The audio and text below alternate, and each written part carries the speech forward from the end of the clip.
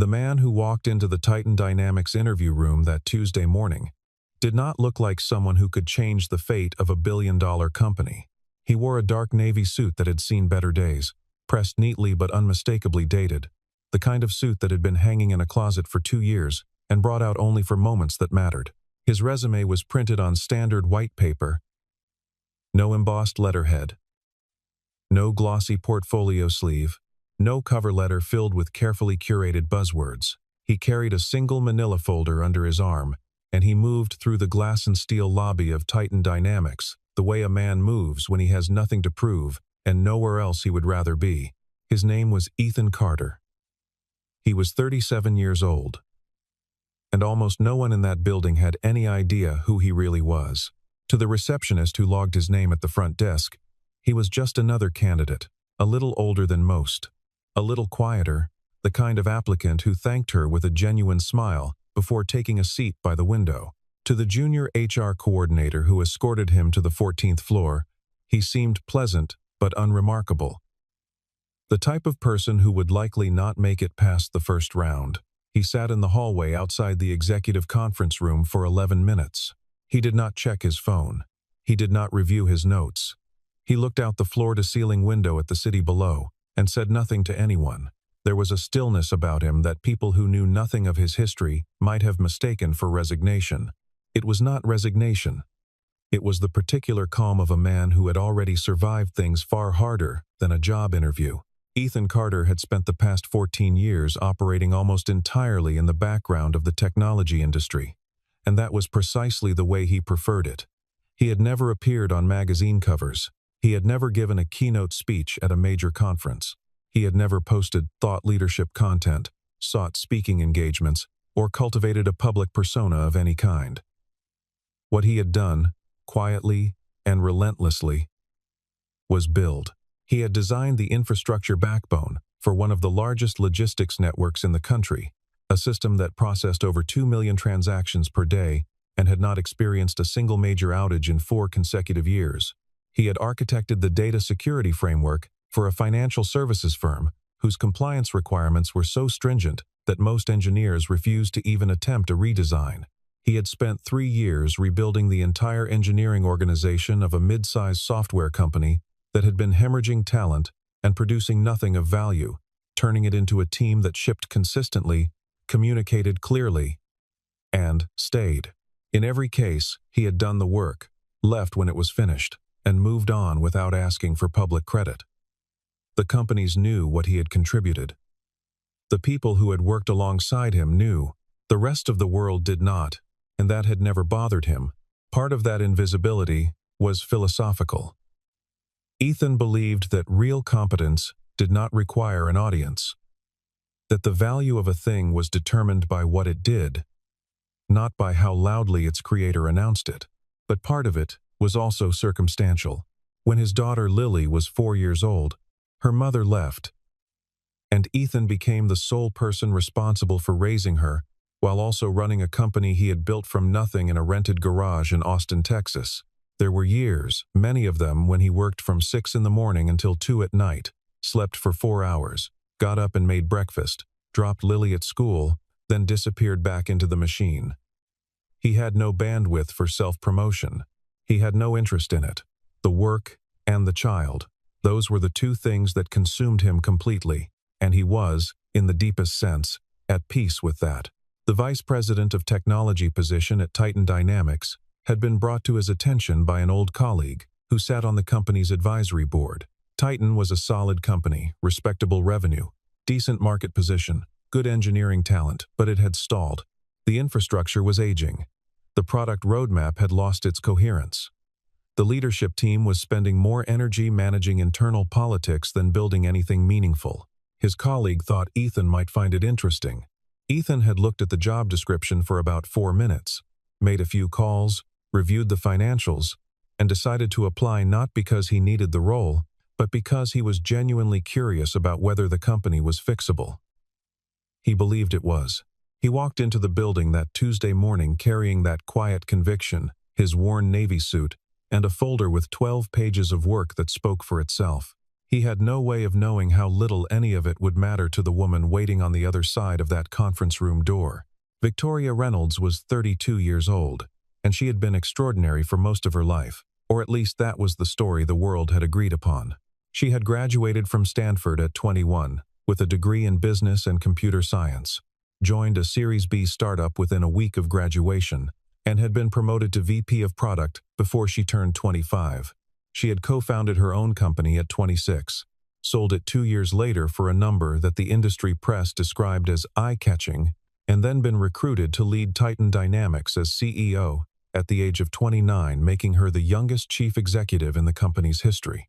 Business publications had profiled her 4 times.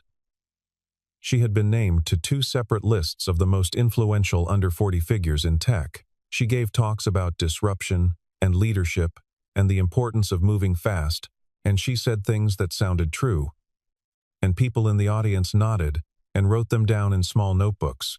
What Victoria was, in ways she had not yet been forced to fully examine, was a product of a particular ecosystem.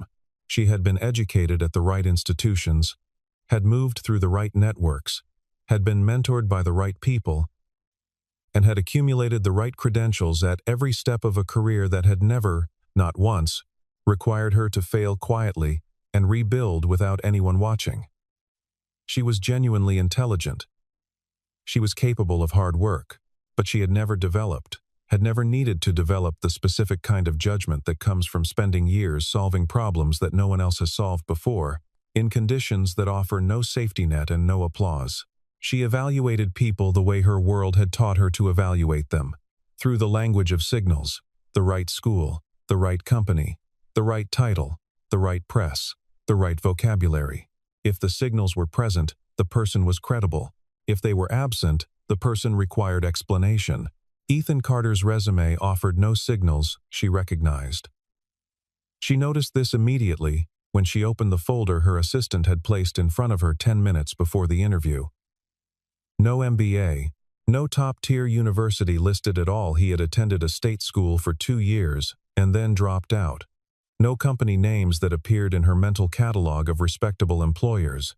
The projects described were substantial, technically complex, clearly significant, but none of them were attached to organizations that had generated any media coverage. The titles he had held were operational and technical, not the C-suite credentials she associated with executive readiness.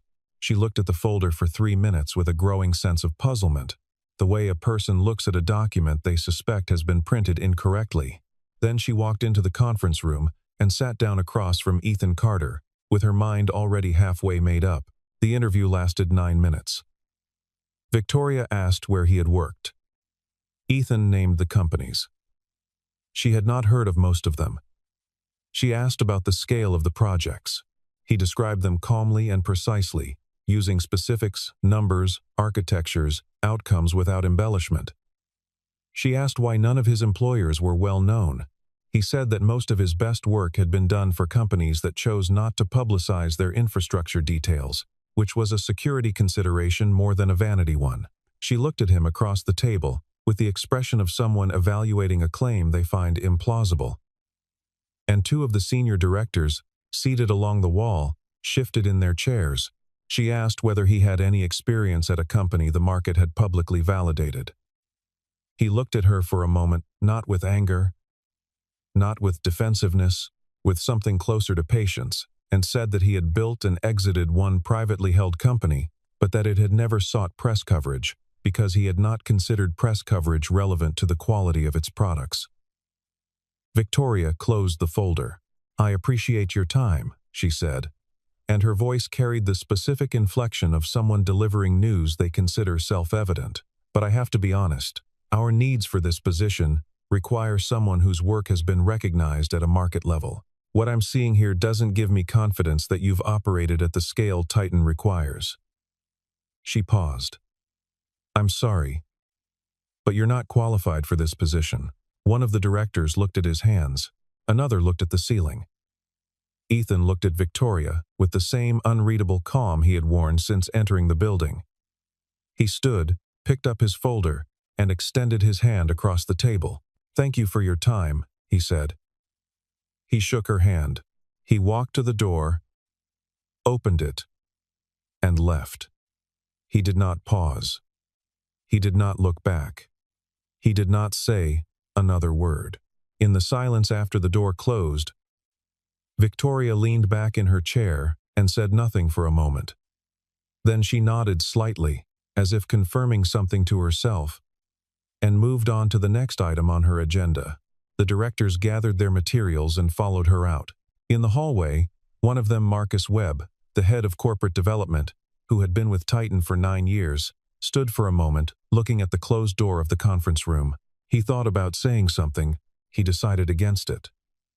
He was not certain enough of what he had just witnessed to put a name to the feeling it had left him with. Ethan Carter drove home through midday traffic with the radio off. He was not upset. He was not particularly surprised. He had encountered people like Victoria Reynolds before, talented, credentialed, utterly convinced that the map of achievement they carried in their heads was identical to the territory of actual competence, and he had learned years ago that arguing with their conclusions was a waste of energy. The world was full of people who could only see what they had been taught to look for, and Victoria was one of them. That was not a moral failing. It was a limitation, and limitations could be addressed if the person possessing them was ever willing to examine them honestly. He did not know whether Victoria was that kind of person. He suspected he would find out. What he knew with certainty was that the question would answer itself soon enough, and that nothing he said or did in that conference room would have accelerated the process. Some things could only be learned through direct encounter with the consequences of a mistake, and Victoria Reynolds had not yet encountered hers. He pulled into the driveway of his house at 20 minutes past noon, changed into jeans and a gray t-shirt, made himself a cup of coffee, and sat down at the long wooden desk in his home office. The desk was covered with papers, 2 monitors, a whiteboard mounted to the wall behind it, dense with diagrams and notations that had accumulated over months, system maps, decision trees, financial model sketches, the visual residue of a mind that never fully stopped working. On the corner of the desk, held down by a small stone Lily had painted red and given him 3 years ago, was a single printed page. The acquisition term sheet for Titan Dynamics, margins annotated in pencil. He had read it so many times that he no longer needed to look at it to recall its details. He opened his laptop, joined a video call, and for the next 40 minutes, spoke with 4 people in different time zones about the final stages of a transaction that had been in negotiation for nearly 7 months. The people on the call called him Mr. Carter. They spoke with the quiet precision of professionals who have been working at the edge of something large and are finally approaching its completion. There were legal documents to finalize. There were board notifications to draft. There was a communication plan to review. Ethan worked through each item methodically, asked 3 questions, made 2 decisions, and told his legal counsel that they would proceed on schedule. After the call ended, he closed the laptop and sat quietly for a moment. Through the window, he could see the street, the neighbor's elm tree beginning to show the first suggestion of autumn color. In 6 hours, he would pick Lily up from school. She had a history project due that Thursday, and had asked him the night before whether he thought the Roman aqueducts were more important than the Roman roads. He had told her it was a genuinely interesting question, and that they would talk about it over dinner. He looked forward to that conversation more than almost anything else he could think of. This was something that people who knew him professionally rarely understood, that the compartment of his life that held his work and the compartment that held his daughter were not in competition with each other, had never been. Each one made the other more meaningful. The focus he brought to the desk sharpened his mind for the conversation at the dinner table. The conversation at the dinner table reminded him, daily and without sentimentality, why the work was worth doing carefully. His phone buzzed. A message from his attorney. Documents had been signed on the other end. The acquisition was complete. He read the message, set the phone down, and finished his coffee. In 36 hours, everything at Titan Dynamics would look very different. The email arrived at 7:43 on a Thursday morning, and it went to every inbox in the Titan Dynamics organization simultaneously. The subject line read, "Important company, Announcement all. Hands meeting 10:00 am today. The body of the email was short. It stated that Titan Dynamics had been acquired by an entity called Nova Core Systems in a transaction valued at approximately $4.2 billion, effective immediately. It stated that further details would be shared at the all-hands meeting. It stated that all current employees would retain their positions pending a strategic review. It said nothing else. The reaction across the company's 3 floors was immediate and seismic. People gathered in kitchen areas and conference rooms and in the corridors between cubicles, speaking in low, urgent voices, asking questions that no one could answer. No one had heard of Nova Core Systems. A quick search of the name produced almost nothing. A sparse website, a registered address, a brief description that read technology, investment and operations, and the absence of information was more alarming than a clear threat would have been. Someone had bought Titan Dynamics for more than $4 billion, and no one inside the company had known it was happening. That kind of invisibility did not happen by accident. That kind of invisibility required considerable effort. Victoria Reynolds heard the news the way everyone else did through the email, at her desk, at 7:43 in the morning. She read it twice. Then she called her chief of staff, who told her she had already received the email and had no additional information. Victoria called the board chairman, who told her that the transaction had been structured at a level above the operating company and that she would receive a full briefing at the all-hands meeting. She sat in her office for several minutes with the phone in her hand, experiencing something she was not well practiced at experiencing, the sensation of being completely outside of something that was entirely within her domain. Her company, the company she ran, the company whose every strategic decision passed through her, had been sold without her knowledge. She had not been consulted. She had not been warned. The ground had simply shifted beneath her, and she was still standing, but the landscape around her was unrecognizable. She walked into the all-hands meeting at 10 o'clock with her executive team behind her, wearing her composure the way she wore everything else, carefully, deliberately, like a garment chosen for its effect. The conference center on the ground floor held the entire company. Nearly 300 people seated in rows and standing along the walls. The presentation screen at the front of the room showed the Nova Core Systems logo, clean, minimal, 2 interlocking geometric shapes in dark gray, and beneath it a single line: new leadership, same mission, stronger future. Victoria took her seat in the front row and looked at the empty podium and waited. A door opened at the side of the room, and Ethan Carter walked in. He wore a different suit this time. Dark charcoal, well-fitted. The kind of suit that had been made for a specific person. He walked to the podium without hurrying, set down a single notepad, and looked out at the room with the same expression he had worn in the interview 9 minutes of humiliation ago, composed, present, entirely unperturbed by the weight of the moment. Victoria stared at him. For several seconds her mind performed a kind of emergency processing, running the image in front of her against every category it could access, and finding no coherent match. This was the man from the interview. This was the man she had told, in front of 2 senior directors, that he was not qualified. This man was now standing at the podium of her company's most important meeting in years, and people around her were sitting up straighter, and someone near the back had made a sound that was almost inaudible, but carried in it every syllable of recognition. The introduction was brief, and delivered by the board chairman via a short video message. Ethan Carter, founder and majority shareholder of Nova Core Systems, would be assuming the role of executive chairman of Titan Dynamics, effective today. He would hold ultimate authority over strategic and operational decisions. The existing leadership team would report to him. Victoria Reynolds would continue in her current role as CEO, and then Ethan stepped closer to the microphone, looked at the 300 people in front of him, and began to speak. He spoke for 22 minutes. He did not use slides. He did not use notes after the first 3 minutes. He spoke about Titan Dynamics the way a doctor speaks about a patient whose charts he has studied thoroughly, not with alarm, but with the careful precision of someone who understands the condition and has already begun thinking about the treatment.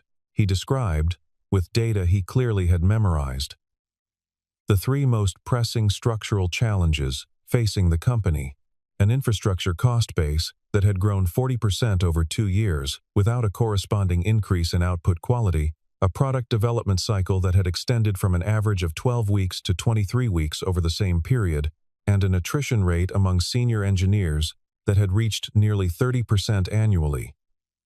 A number that, he noted without drama, was existential if sustained. He outlined a 90-day plan. He named specific work streams. He identified the people in the room who would lead them. He answered 4 questions from the floor clearly and without deflection. Then he thanked everyone for their time and left the podium. Victoria sat through the meeting without moving. Around her, she could feel the room recalibrating the particular atmospheric shift that happens when 300 people revise their understanding of a situation simultaneously. People were not panicking. They were not celebrating. They were paying attention in a way they had not paid attention in a long time. The way people pay attention when they believe that the person speaking actually knows what they are doing. She had felt this in the room before, on her best days, when she had delivered something genuinely compelling. She recognized the quality of it. She did not enjoy encountering it in someone else, under these circumstances, for reasons she was not yet fully prepared to examine. When the room began to empty, she did not move immediately. She sat in her chair and watched Ethan speak briefly with the head of engineering, and then with 2 members of the finance team. And she noticed something specific about each conversation. It lasted exactly as long as it needed to, no longer, and the people walking away from it looked not flattered or charmed, but useful, like people who had been given clear information and knew what to do with it. He did not look in her direction. She was not sure whether that was intentional or simply because he was occupied with other things. Either way, it landed on her with a weight she could not immediately explain. She thought about saying something to him before he left the room. She decided not to. She could not find, in the entire vocabulary of professional communication she had spent a decade perfecting, a single sentence that felt adequate to the specific geometry of this moment. She walked back to her office and closed the door and sat at her desk and looked at the wall for a long time. In the days that followed, everyone who had been in the interview room waited for the other shoe to drop. It was human nature when power inverts this dramatically. The expectation of consequence follows as naturally as gravity. People assumed that Ethan Carter would find a way to remind Victoria Reynolds, publicly and professionally, of what she had said. They assumed he would restructure her role to reduce her authority. They assumed he would make choices that communicated, without stating directly, that her judgment was not trusted. They assumed, in other words, that he would do what most people do when they are handed the opportunity to demonstrate that the person who underestimated them was wrong to do so. The interview had been witnessed. There were directors in the room. Everyone who had seen it remembered every word. The precise inflection of her dismissal. The unhurried way he had shaken her hand and walked out. The situation contained the architecture of a very satisfying revenge. And the entire organization was waiting to see which form it would take. He did none of it. He did not reference the interview in any conversation, public or private. He did not reshape Victoria's reporting structure in ways that diminished her. He did not treat her differently from any other member of the leadership team. He did not make eye contact with Marcus Webb, the corporate development director who had been in the room, with the meaningful weight of shared knowledge. He behaved, in every observable respect, as though the event had not occurred, not in the way of a person suppressing an injury, but in the way of a person for whom the event had genuinely resolved itself into something manageable the moment it ended. This was, for the people watching, more unsettling than revenge would have been. Revenge was legible. This was not. What he did, from the first Monday morning of his chairmanship, was work. He arrived at the office before 7. He left after 6. He attended every leadership meeting and contributed to each with a precision that was becoming increasingly difficult for anyone in the room to dismiss. He asked questions that cut directly to the relevant complication, not to demonstrate that he saw something others had missed, but because the relevant complication was what needed to be addressed. He declined 3 media interview requests in his first week. He sent no company-wide emails about vision or culture or transformation. He fixed things. Victoria, reporting to him now in weekly one-on-ones that lasted exactly 50 minutes, began to pay attention in a different way. She had spent the first several days in a state of controlled internal conflict, the professional discipline to function effectively, warring with the discomfort of a situation that challenged something fundamental in her, self-understanding. But she was, underneath everything, genuinely intelligent, and genuine intelligence eventually insists on looking at what is actually in front of it. What was in front of her was a man who operated at a level she had not assigned him the capacity to operate at, and the gap between her prior assessment and the evident reality was becoming harder to attribute to anything other than her own error. She began to observe him more deliberately. She noticed that in technical discussions, he did not simply understand the architecture. He understood the specific trade-offs that had led to each architectural decision and could trace, with the fluency of someone who had made similar decisions himself, the chain of consequences that flowed from each one. She noticed that he read the financial statements the way most people read technical documentation. Not for summary, but for signal, looking for the number that didn't belong, the trend that preceded the problem. She noticed that when someone on the leadership team proposed a solution that was directionally correct but operationally incomplete, he did not reject it. He asked 2 questions that transformed it into something workable. She had been in rooms with many intelligent, capable people. She had not been in many rooms with someone who operated at this particular intersection of depth and breadth and quiet authority. 3 weeks into his tenure, a crisis materialized. The core platform that supported Titan's flagship product experienced a cascading failure that began at 4 in the afternoon and threatened to become a complete outage by 6. The engineering team mobilized immediately. The war room filled with people. Theories were proposed, tested, and discarded. At 5:45, with the situation deteriorating and no clear resolution in sight, Ethan walked into the war room, pulled up a chair, and asked for a whiteboard. For the next 40 minutes, he worked through the problem in real time, not by directing others to find the answer, but by finding it himself, drawing the system architecture from memory, identifying the cascading dependency that had triggered the failure, and proposing a remediation path that the lead engineer tested and confirmed within 20 minutes. The outage was contained before 7. The platform was fully restored by 9. Ethan stayed until 11 to ensure the fix held, then went home. Victoria watched from the doorway for part of it. She did not go in, the room was crowded, and she did not want to add to the noise, but she stood there long enough to see something she had not expected and could not easily dismiss.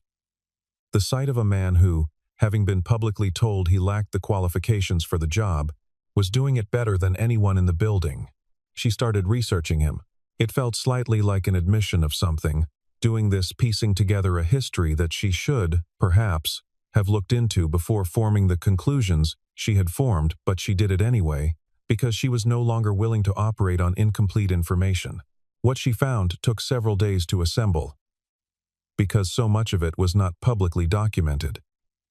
She found the traces of it in industry databases, in archived technical papers, in a profile from a regional business publication that had run 8 years ago and been shared very little, in the account of a former colleague who had written a brief, unadorned tribute to working with Ethan on a complex infrastructure project, and posted it on a professional network where almost no one had seen it. He had left college at 20 in his second year, not because he failed, but because he had already, by that point, taught himself more about software systems than the curriculum offered. He spent 2 years working support contracts for small businesses, learning how companies actually use technology as opposed to how textbooks described them using it. At 22, he began building his own tools initially for his own use, then for the handful of clients who found him through word of mouth. At 24, working from a rented garage outside Austin with 2 part-time collaborators, he built the first version of a platform that would eventually become the operational core of Nova Core Systems. He did not seek investment. He did not seek press. He grew the company through its results. Clients referred other clients. Projects grew in scope and complexity. The team grew slowly and carefully, hiring only people who wanted to solve hard problems in obscurity and were comfortable with the idea that no one outside the room would know they had done it. The years after his divorce were the most demanding. Lily was young. The company was at a growth inflection point that required his full attention at precisely the moment when full attention was also required elsewhere. He had never, in any of the documents Victoria could find, described this period in terms of sacrifice or hardship. In the one interview he had given the regional profile from 8 years ago, 2 pages long, he had mentioned his daughter once, briefly, saying only that being a father had taught him to be efficient, because inefficiency had consequences he cared about too much to accept. She read that sentence 3 times. It said, in the language of understatement, more about the quality of a person's character than most biographical profiles manage to say in 5,000 words. She thought about the resume in the manila folder. She thought about the 9 minutes of the interview. She thought about the sentence she had delivered across the conference table, not qualified, and the specific confidence with which she had delivered it. The complete absence of doubt she had felt in that moment. She tried to identify what she had been doing, really, in those 9 minutes. She had been looking for her own reflection. She had been looking for the markers of a career that looked like her career, for credentials earned in the places where she had earned credentials, for a professional biography that confirmed the validity of the framework through which she had always evaluated professional biographies. When Ethan's resume did not offer that reflection, she had reached for the most available explanation, that the thing she did not recognize was deficient. It had not occurred to her, not for a single moment, that the thing she did not recognize might instead be better. The realization arrived slowly, and then all at once, the way real reckonings tend to, not as a sudden revelation, but as the accumulated weight of evidence finally tipping a scale that had been, for weeks, very gradually shifting. Victoria found him in his office on a Friday afternoon, 6 weeks after the acquisition. It was late after 5, the floor mostly emptied, and he was reading something on his screen, a cup of cold coffee beside him, his jacket over the back of the chair. She knocked on the open door. He looked up and said, "Come in." She sat in the chair across from his desk, and for a moment, neither of them spoke. She had rehearsed this. If rehearsed was the right word, she had thought carefully about what she wanted to say and how to say it, in the same way she prepared for difficult conversations with clients or board members. But sitting there, in the particular quiet of that office on a Friday evening, the prepared language felt insufficient for what she was actually trying to do. "I owe you an apology," she said. "A real one. Not the kind where I explain my reasoning and expect that to serve as context. The interview, what I said, it was wrong. I made a judgment based on things that don't actually measure what they're supposed to measure. And I was certain about it in a way that I had no basis to be certain about. And I said it in front of people." She paused. "I think I knew, somewhere in the room, that something wasn't right about my conclusion. You were too calm. People who don't have the substance to back up their presence aren't that calm. I noticed it, and I overrode it." She stopped. "I'm sorry." Ethan looked at her for a moment. He was not uncomfortable with the apology. He was not performing graciousness. He seemed to be considering it genuinely, the way he considered most things as a piece of information to be understood accurately. "Everyone has blind spots," he said. "The ones formed earliest are the hardest to see because they look like clarity. You were taught to read certain signals. You read them correctly by the logic of your training. The problem is that the signals were measuring the wrong things." He paused. "The apology is accepted, but the more useful question is what you're going to do with the recognition." He looked at her directly. "What you see in other people is a function of what you believe is worth seeing. That's adjustable. Most people just don't bother." Victoria sat with that for a moment. Was any of this coming to the interview? The acquisition, was any of it about the way the interview went? He shook his head without hesitation. "No. Novacor had been evaluating Titan for 11 months before I applied for that position. The acquisition was already in its final stages. I applied because I was curious whether my read on the company was accurate, and because I wanted to see the operation from the inside before taking it over. What happened in that room was new information. Disappointing, but not decisive. He picked up his coffee, looked at it, set it back down. I've been underestimated before. It tells me something useful about the environment I'm walking into. She nodded slowly. There was nothing in his manner that suggested he was being generous for the sake of appearance, or that the conversation was costing him effort, or that he felt the need to extract anything more from this moment than the moment itself contained. He had already moved past it. He had moved past it, she suspected, in the parking garage 2 days after the interview, somewhere between the second and third floors. The conversation she had needed to have, the one she had built up in her head over 6 weeks, was to him simply one more exchange on a Friday afternoon. The asymmetry of it was clarifying in a way she had not expected. "I'm going to be better at this," she said. "At actually evaluating what someone is capable of, instead of what category they fit into." He nodded. "Good. That's the only useful outcome of an error." He turned back to his screen, then looked back at her. "The infrastructure review on the East Coast data centers. I'd like your read on the consolidation proposal before Monday. You've been closer to the operations than anyone on the team." She almost smiled. "I'll have it on your desk by Sunday. Morning or afternoon?" "Morning." "Good," he said, and turned back to his work. The year that followed was not a dramatic transformation in the cinematic sense. There was no single moment of breakthrough, no watershed event that cleanly divided what Titan Dynamics had been from what it became. Instead, there was the less photogenic but more durable phenomenon of compounding improvement, 100 small decisions made better, a dozen structural problems addressed at the root rather than managed at the surface, a culture of engineering excellence rebuilt from the conditions that the culture required, rather than the slogans it had accumulated. The infrastructure cost base came down by 18% in 8 months. The product development cycle contracted from an average of 23 weeks to 14. Attrition among senior engineers fell from 30% annually to 11. 3 major clients who had been in quiet conversations with competitors recommitted to multi-year contracts. A product release in the second quarter received coverage that was, for the first time in 3 years, enthusiastic rather than dutiful. Ethan drove most of this not through force of will but through the removal of friction.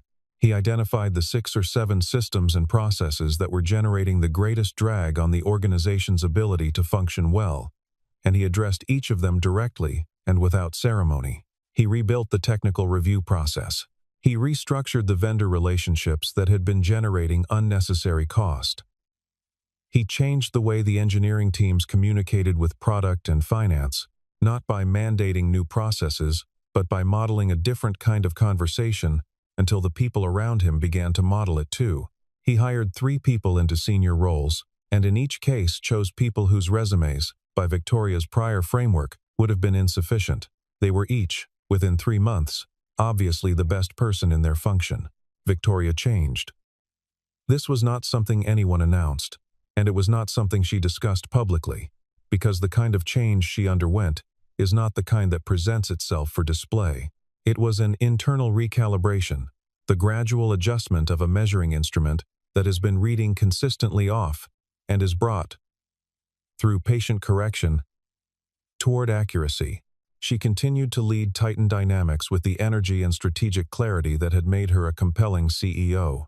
She became more effective at it. She became better at listening in ways that extracted genuine information rather than confirmation. She became slower to conclude and faster to revise. She stopped needing the signal of institutional validation to recognize the presence of genuine capability. In the spring, Titan was conducting interviews for a senior product leadership position. The panel included Victoria, the chief product officer, and 2 engineering directors. The third candidate of the morning was a man in his early 40s with a resume that listed 2 companies Victoria had heard of, one she had not, and a consulting engagement described in terms that were technically precise but institutionally anonymous. The directors exchanged a brief glance, the quiet semaphore of people who have reached a conclusion before the conversation has begun. Victoria looked at the resume for a moment. Then she set it face down on the table, looked at the man across from her and said, "Walk me through the hardest technical decision you've made in the last 2 years and what you learned from getting it wrong." The directors looked at her. The candidate, surprised and then focused, leaned forward and began to speak. At the back of the room, seated slightly apart from the main table, Ethan Carter was present as an observer his practice for major hiring decisions during the first year. He watched Victoria set the resume down. He watched the quality of attention she brought to the conversation that followed. He watched her ask 3 more questions, each one specific and substantive, each one designed to surface information that a resume could not contain. He watched the candidate come alive under the kind of questioning that treats a person as the sum of what they have actually done rather than what they have been able to document. He did not say anything. He did not need to. When the interview ended and the candidate left the room, Victoria looked briefly in Ethan's direction. He gave a small, single nod. She turned back to her colleagues and said, "He's our best option. Let's talk about the offer." There is a version of this story that reduces to a simple moral credential versus competence, humility versus arrogance, the seen versus the unseen, and that version is not wrong, exactly, but it is incomplete in the way that all reductions are incomplete. The full version is more complicated, and for that reason, more true. Ethan Carter was not defined by the moment when Victoria Reynolds dismissed him. He was defined by the 14 years of work he had done before that moment, and by the kind of person that work had made him someone for whom the opinions of people who did not know him were, genuinely, not the primary currency. He had built something of real value. He had raised a daughter alone while doing it. He had remained, through the accumulation of those years, a person who could sit in a parking garage for 11 minutes without checking his phone because there was nothing external he required to feel settled. The interview was 9 minutes in a Tuesday morning. It did not shake him because there was not enough in it to shake. He had been through the dissolution of a marriage. He had watched a company he cared about nearly fail before he pulled it back. He had stayed up through the night with a sick child and been at his desk by 7 the next morning. Against those things, a brief dismissal from a 32-year-old CEO who had never looked past his resume was, in the truest sense, a minor event. Its significance came not from what it had done to him but from what it ultimately revealed about the company, about the person across the table, about the particular vulnerability of systems that have learned to confuse the signal for the substance. Victoria Reynolds was not a villain in this story, though the shape of the narrative might suggest one. She was a person operating from within a framework. She had never had sufficient reason to question a framework that had, by every measure her world provided, served her well. The harm she caused was real. She dismissed someone publicly on the basis of evidence she had not properly gathered, in a way that reflected assumptions she had not examined. But the more important truth is what she did when the evidence became undeniable. She looked at it. She did not construct an alternative explanation. She did not surround herself with people who would confirm that she had been correct. She sat in a chair across from the man she had dismissed and said, plainly, that she had been wrong. That act, quiet, private, unwitnessed by anyone who would give her credit for it, was the most significant professional decision she had made in years. It required a courage that her credential gathering, her platform building, her list appearances and profile interviews had never demanded of her. It required her to look at her own certainty and call it what it was. What they built together after that was not friendship, exactly, and it was not the kind of mutual admiration that sometimes blooms between people who have passed through conflict together. It was something more durable and, in the context of organizations and the work of leading them, more valuable. Genuine professional respect, the kind that is built on actual observation rather than shared social category, the kind that neither party can take away, because neither party granted it as a favor. Ethan Carter had earned Victoria's respect the way he had earned everything else, by doing the work, steadily and without announcement, until the results spoke in a register that even the most convinced skeptic could not ignore. There is a particular kind of person who moves through the world without needing it to confirm their worth at every turn. They are not cold. They are not without ambition. They are simply operating from a different source of orientation, one that is internal rather than external, built from the accumulated evidence of their own experience, rather than the accumulated approval of the institutions around them. These people are dangerous to underestimate, not because they will retaliate, but because their indifference to being underestimated is itself a form of power. They have nothing to prove. They simply have more work to do, and they will do it, visible or not, recognized or not, with the same precision and care they have always brought to it. And eventually, not always, but often enough, and always in the most inconvenient and instructive moment possible, the world catches up to what they have quietly built. Ethan Carter, standing at the window of the Titan Dynamics executive floor on a cold March morning, watching the city come to light below him, was not thinking about any of this.